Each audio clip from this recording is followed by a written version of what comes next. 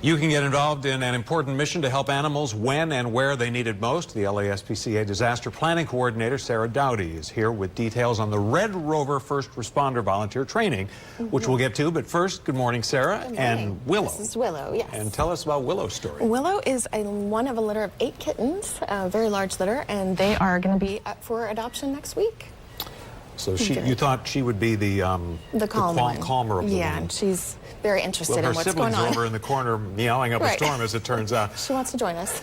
All right, Red Rovers. Obviously, it's hurricane season. That's the thing that comes most to mind when you consider animals kind of left abandoned.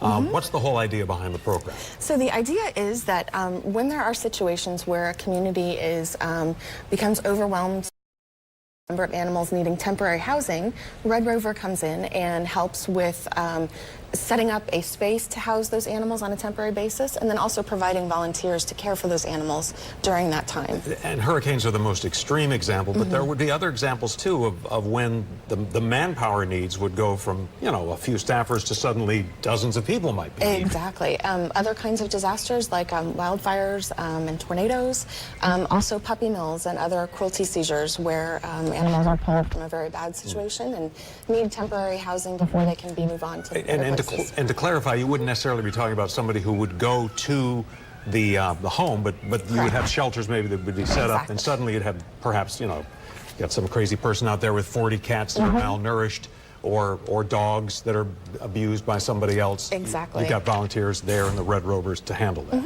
Yep, they care for those animals in that temporary emergency shelter until other safe spaces can be found to move on. All right, so if this piques your interest at home, there's a workshop that comes up not this Saturday, but a week from Saturday at the SPCA offices. Yep, on June 30th, Saturday. From 10 until 2, you can register.